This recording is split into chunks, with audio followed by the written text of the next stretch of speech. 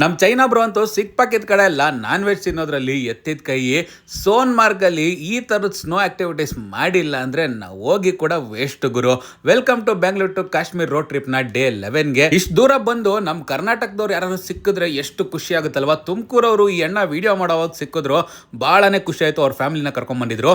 Black ice ಮೇಲೆ ಗಾಡಿ skid ಆಗ್ಬಾರ್ದಂತ ಕೆಮಿಕಲ್ಸ್ನ ಹಾಕ್ತಾರೆ. ಬಾಡಿಗೆಗೆ ಶೂಗಳು ಕೂಡ ಇಲ್ಲೇ ಸಿಗುತ್ತೆ. ಈ ಸ್ನೋ ಬೈಕ್ನ ಬರೀ ಮೂವೀಸ್ ಅಲ್ಲಿ ಮಾತ್ರ ನೋಡಿದ್ವಿ, ಆದ್ರೆ ಫಸ್ಟ್ ಟೈಮ್ ರೈಡ್ ಮಾಡುವಾಗ ಅದ್ರ ಮಜಾನೇ ಬೇರೆ ಆಗಿತ್ತು. ಮೊದಲೇ ಟಿಕೆಟ್ ತಗೊಬೇಕಾಗುತ್ತೆ. ಪ್ರೈಸ್ ಅಂತೂ ಸಿಕ್ಕಾಪಟ್ಟೆ ಕಾಸ್ಟ್ಲಿ ಇರುತ್ತೆ. ಒಂದು ಟೋಕನ್ ಕೊಡ್ತಾರೆ. ಈ ಟೋಕನ್ ತಕ್ಕಂಗೆ ಒಂದು ಗಾಡಿನ ಅಲರ್ಟ್ ಮಾಡ್ತಾರೆ. ಇದೇ ಟೋಕನ್ ಮೇಲೆ ಹೋದ್ಮೇಲೆ ಇಟ್ಕೊಬೇಕು, ಯಾಕಂದ್ರೆ ರಿಟರ್ನ್ ಬರೋವಾಗ ಅದೇ ಟೋಕನ್ ಅದೇ ಗಾಡಿ ಅವರೇ ಕರ್ಕೊಂಡ್ಬರೋದು.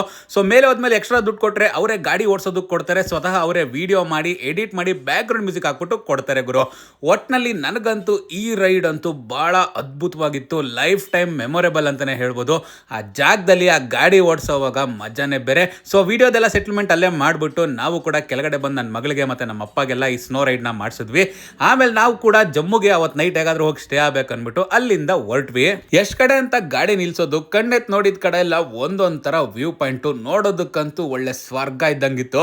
ನನ್ನ ಮಗಳಂತೂ ಸಿಕ್ಕಾಪಟ್ಟೆ ಎಂಜಾಯ್ ಮಾಡಿದ್ಲು. ಸೊ ನಾವು ಸೋನ್ಮಾರ್ಗ್ ಇಂದ ವಾಪಸ್ಸು ಶ್ರೀನಗರ್ ಕಡೆ ಬಂದ್ವಿ.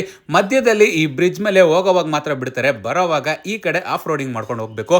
ಅಫಿಷಿಯಲ್ ಆಗಿ ಶ್ರೀನಗರ್ಗೆ ಬಾಯಿ ಹೇಳ್ತಾ ಅಲ್ಲೇ ಸ್ವಾದ್ ಈ ಇಂಡಿಯಾ ಅಂತ ಇದೆ. ಇಲ್ಲಿ ಒಳ್ಳೆ ಮಶ್ರೂಮ್ ಕರಿ ರೋಟಿ ಎಲ್ಲ ಸಿಗುತ್ತೆ. ಆಮೇಲೆ ರಾಮ್ಬನ್ನು ಮತ್ತೆ ಕಿಶ್ತವಾಡಿ ಪತ್ತರ್ ಕಡೆ ಟ್ರಾವೆಲ್ ಮಾಡ್ಕೊಂಡು ನಾವು ಅವತ್ ನೈಟು ಜಮ್ಮುಗೆ ಬಂದು ಸ್ಟೇ ಆದ್ವಿ. ಜಮ್ಮುಲಿ ಒಂದೊಳ್ಳೆ ಸೌತ್ ಇಂಡಿಯನ್ ಬ್ರೇಕ್ಫಾಸ್ಟ್ ನ ಮಾಡಿದ್ವಿ. ಇದನ್ನ ನಾಳೆ ತಿಳಿಸ್ಕೊಡ್ತೀನಿ.